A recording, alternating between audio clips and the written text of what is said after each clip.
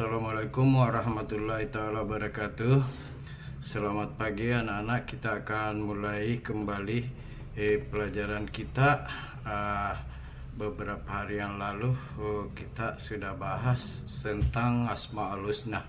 Maka kita akan kembali memasuki bagaimana pelajaran kita tentang Asmaul Husna, yaitu Al-Malik, Al-Aziz, Al-Qudus, dan As-Salamul Mu'min.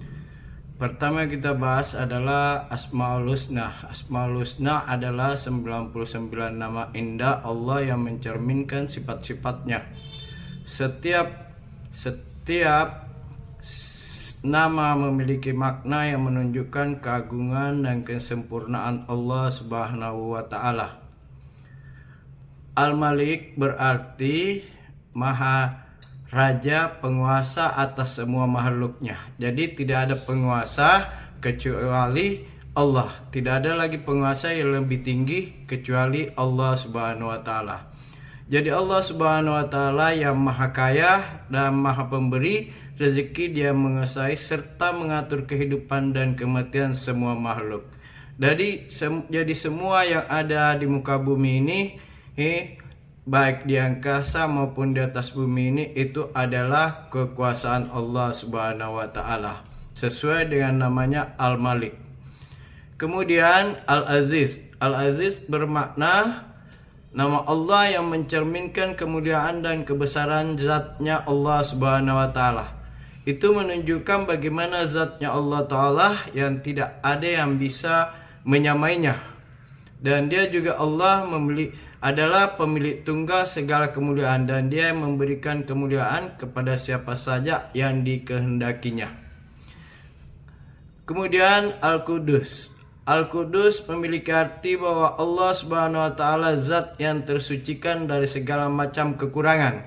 Jadi Allah itu tidak ada kekurangan sedikit pun yang Dia miliki. Jadi Allah itu adalah Allah yang maha sempurna, karena Allah yang maha menciptakan segala sesuatu yang ada di muka bumi ini. Al-Qudus juga yang menunjukkan bahwa Allah Subhanahu wa taala maha suci dari keserupaan makhluknya dan maha suci dari adanya sesuatu yang menyerupai. Sesuai dengan ayat Al-Quran, laisa kamitslihi syai'un. Jadi Allah itu tidak bisa diserupai dalam bentuk apapun, karena Allah adalah penguasa dan maha pencipta segala sesuatu yang ada di muka bumi ini. Kemudian kita lanjut As-Salam. As-Salam berarti Allah Subhanahu wa taala maha sejahtera, maha menyelamatkan. Jadi Allah itu menyelamatkan segala sesuatu yang ada di muka bumi ini. Dia yang menciptakan, Dia yang menyelamatkan semua makhluknya. Adalah Dia selamat dari segala aib maupun kekurangan karena kesempurnaan zat, sifat, dan perbuatannya Allah Subhanahu wa taala. Jadi Allah itu tanpa celah sedikit pun, karena Dia adalah Allah yang maha sempurna. Kemudian Al-Mu'min. Al-Mu'min mengandung arti bahwa Allah Subhanahu wa taala adalah Tuhan yang memberi rasa aman pada seluruh makhluknya. Jadi tidak ada yang memberi aman di atas daripada kekuasaannya Allah Subhanahu wa taala. Jadi Allah lah yang memberi rasa aman kepada seluruh makhluk ciptaannya.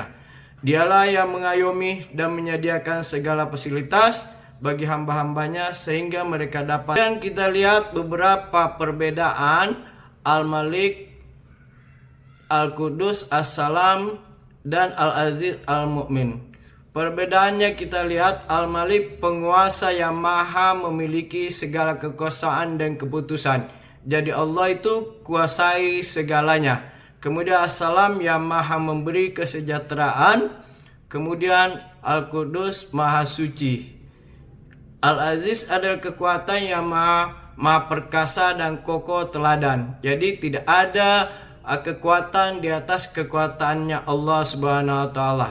Jadi mulai dari penciptaan langit dan bumi sampai seisinya, tidak ada yang bisa menyerupai kekuasaannya Allah Subhanahu wa taala. Kemudian Allah itu sendiri yang menciptakan, dan Allah itu sendiri yang menjaga keamanannya. Karena kenapa? Begitu maha mulianya Allah, dengan namanya Asmaul Husna, sehingga Allah sendiri yang menjaga keamanannya. Contohnya Al-Malik, senantiasa bersikap baik dan tidak semena-mena terhadap orang lain.